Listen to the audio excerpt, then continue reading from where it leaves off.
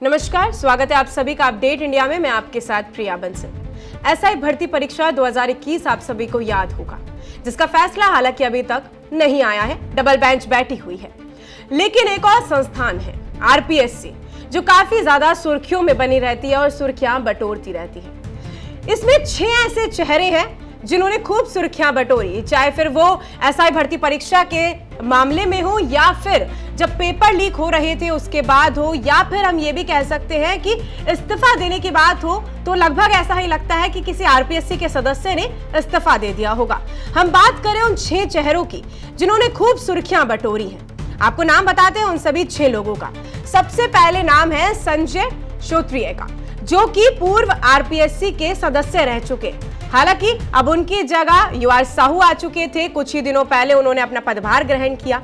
उसके बाद जसवंत राठी, हालांकि अब वो इस दुनिया में नहीं रहे हैं। इसके बाद तीसरा नाम आता है बाबूलाल कटारा। आप सभी बाबूलाल कटारा को बहुत बखूबी जानते होंगे। पेपर लीक मामला जब हो रहा था, एसआई भर्ती परीक्षा का जब पूरा मामला तूल पकड़ता हुआ नजर आ रहा था, तो उनका नाम काफी ज्यादा प्रसिद्ध माना जा रहा था, क्योंकि पेपर लीक कहीं ना कहीं उनकी तरफ से भी देखने को मिला था।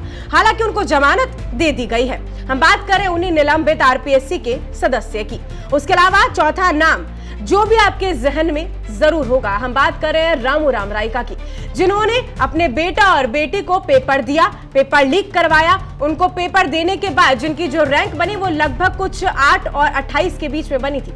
जबकि जब मॉक टेस्ट हुआ, उन बच्चों से पूछा गया कि क्या सच में एसआई वाले जो स्टूडेंट्स हैं उन्होंने उतनी पढ़ाई की है या फिर नहीं, तो साफ तौर पर रिजल्ट सामने था, उनको कुछ भी नहीं आता था। तो रामूराम राइका को भी पूर्व आरपीएससी सदस्य माना गया था, लेकिन उसके बाद उनको निलंबित कर दिया गया।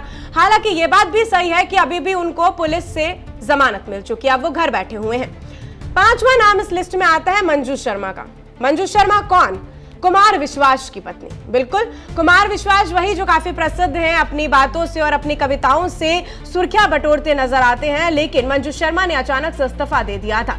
हाल फिलहाल की बात है, 3-4 महीने पहले की।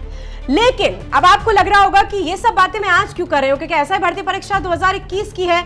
मंजू शर्मा ने भी जो अपना पत्र दिया था वो भी 3 महीने पहले दिया था। लेकिन आज हम बात कर रहे हैं सिर्फ और सिर्फ एक सदस्य के लिए, और वो सदस्य कौन है? वो सदस्य हैं संगीता आर्या।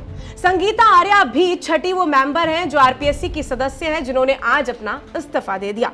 अब आपके मन में आ रहा होगा कि आखिर इस्तीफा क्यों दे दिया और कौन है ये संगीता आर्या? सबसे पहले तो मैं आपको बता दूं कि संगीता आर्या है कौन। संगीता आर्या कांग्रेस सरकार के चीफ सेक्रेटरी रहे रिटायर्ड आईएएस निरंजन आर्या की धर्मपत्नी है।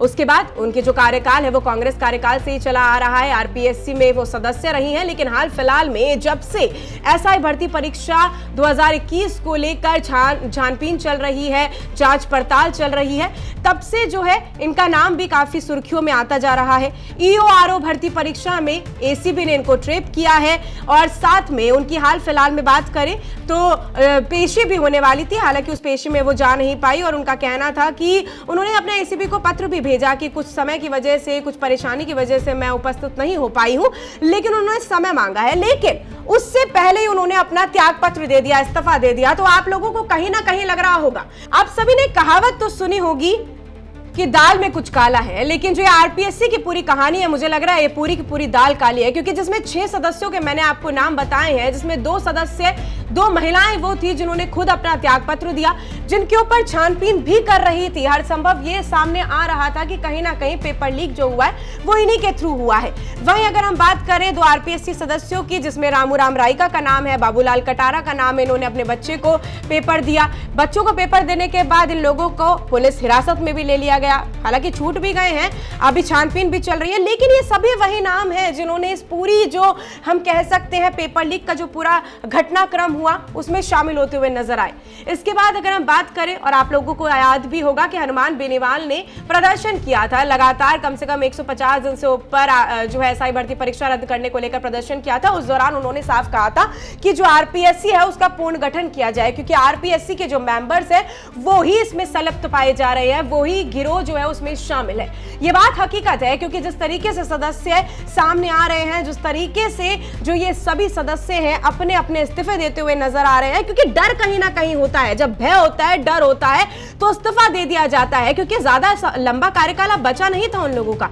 सिर्फ 8 महीने का कार्यकाल जो है इन आर्या मैम जो है इनका बचा हुआ था। कहीं ना कहीं अपने कार्यकाल को पूरा कर सकती थी, लेकिन उन्होंने बीच में ही अपने कार्यकाल को खत्म कर दिया और इस्तीफा अपना पेश कर दिया।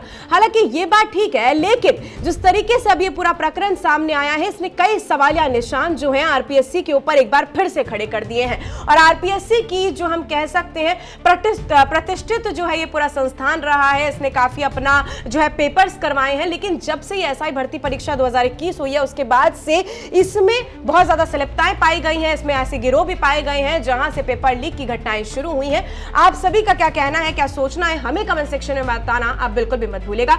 मैं आपके साथ प्रिया बंसल और ऐसी ही खबर इनसाइड स्टोरीज आपके लिए लेकर आती रहूंगी। नमस्कार।